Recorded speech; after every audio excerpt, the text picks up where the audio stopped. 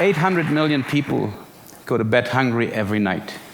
2 billion are suffering from malnutrition. And amongst those, 165 million children are stunted, so they will never be able to live up to their full potential. Even so, as early as in 1974, the FAO, World Food Conference, set the goal to eradicate hunger in a decade. So me, as a really committed aid worker, I am asking myself, why should that be different with SDG 2? One of 17 Sustainable Development Goals the world leaders agreed upon a year ago. Especially when data crunchers at the same FAO and the World Food Program already have calculated that business as usual would result in 653 million hungry people in 2030. And that it would take an additional $265 billion a year to overcome hunger. So I'm asking myself, a world without hunger in 2030, is that a real possibility or just another utopia? Well, I'm sure you've all been confronted with huge challenges that just seem like mission impossible. And you might say to yourself, what difference can I make? I'm only one person. And what's the point if I even change things a little bit? It will never be enough. Happens to me. So I'm asking myself how to deal with these mega challenges. How to maintain motivation and confidence in times of doubt. During the last 4 years, I worked in Peru as country director for Welthungerhilfe. And there, I had the opportunity to work with the association Bartolomeo Aripaya, or for short Abba, one of our partner organizations in the rural areas of Ayacucho, high up in the Peruvian Andes. And the story of Abba is the story about two sisters, Marcela and Magdalena Machaca, who managed to fight against all odds hunger in the village they call their home, Quispiacta, which has also been the place where the terror organization Shining Path committed its first of many, many massacres amongst the poor and marginalized peasants back in the 1980s. So the parents, afraid for their life, sent their daughters to study agriculture in Ayacucho, the nearby province, capital of the province. And on their way back to Quispiacta in the beginning of the 90s, diplomas in their head, their minds full of ideas, they were eager to give something back to their community, which allowed them to study. A community which was struggling to cope with the consequences of a decade of civil war.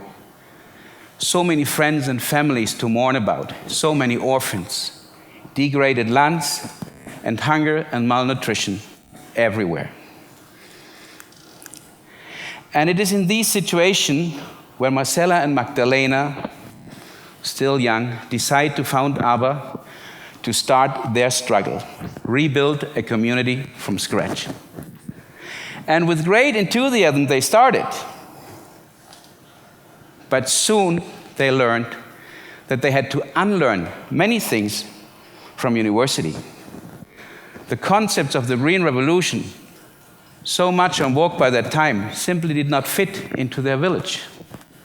Not technically, not economically, and much less culturally.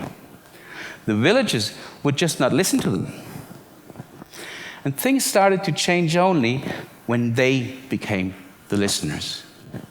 And by consulting the elders, they learned to weave their knowledge into the traditions and customs of Quispiacta. And slowly, only slowly, they won the trust of the villagers. And the villagers slowly began to engage, then committed, and finally took responsibility for their own development. And vital to success was the sowing and harvesting of water, a technique developed jointly with the wise man of the water of Quispiacta, Marco Mejia. And here in brief how it works. High up in the Andes, they look for natural depressions and build a small dam so rainwater starts to form a lagoon. This is what they call sowing of water. And as this lagoon is not completely watertight, so as the water filters slowly through the soil, the pasture downhill recovers, allowing to feed alpaca and cattle, the livestock of the villagers. And further down the valley, in a place the wise man tells them, they plant putaja, the sacred plant that magically lures the water out of the soil again to form a spring. And they use that water, they harvest that water to irrigate their crops. And this function of these lagoons fulfills basically the function of the disappeared glaciers due to climate change. And this has allowed a whole landscape to recover and to regain its productivity. But outside Quispiacta, their approach was considered backwards.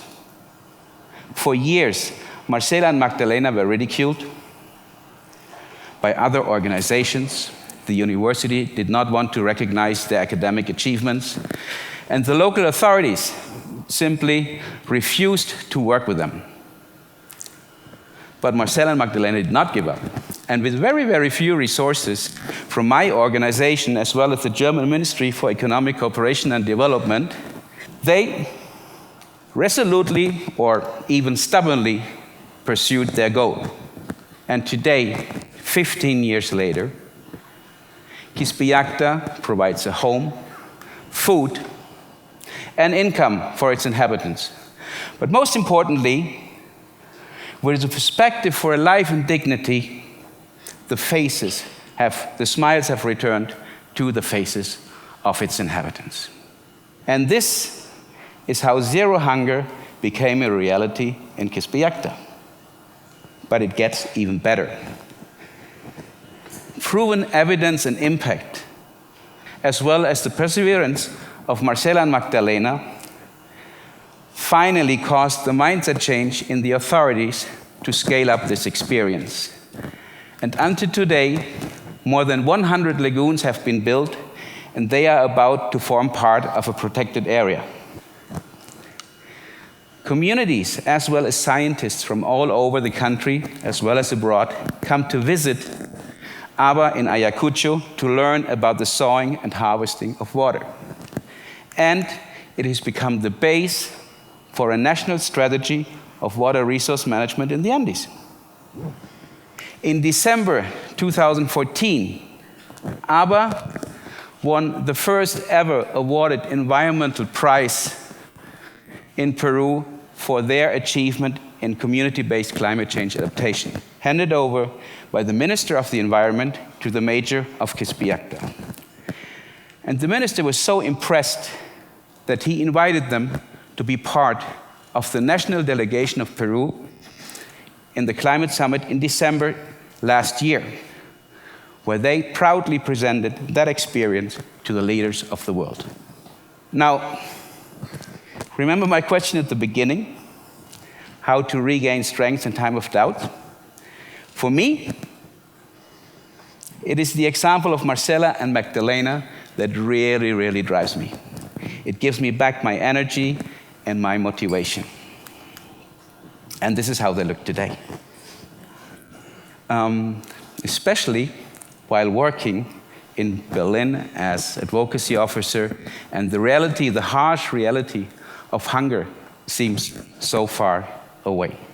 And they make me think, if these two women with hardly any resources, in a totally remote area of Ayacucho, up in the Andes, can change the face of a landscape, the destiny of its inhabitants, create a multiple experience, and be a source of inspiration for so many. Just imagine what we here, we in our organization, together with others, can achieve.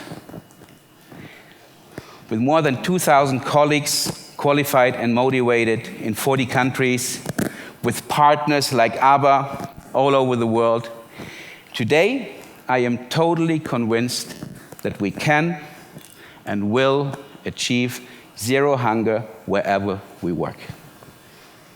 But we need support.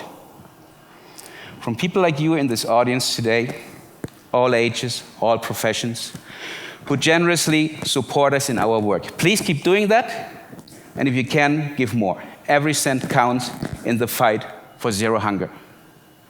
And from our government, which has made zero hunger its top priority in development cooperation. It is great.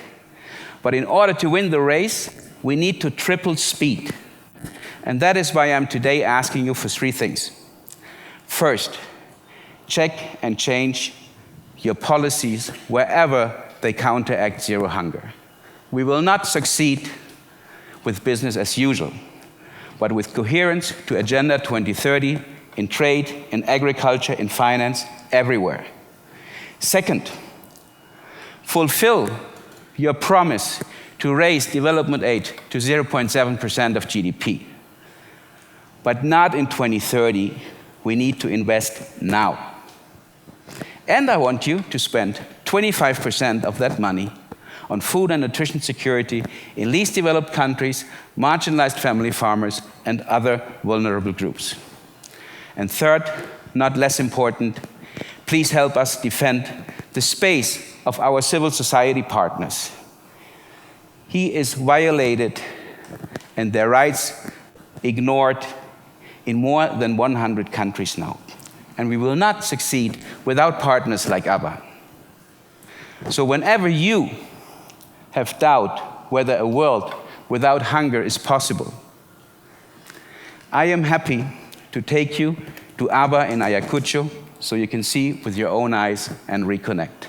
I am sure it will help you as decision maker in politics, in ministries, to take the decision a world without hunger needs. Thank you.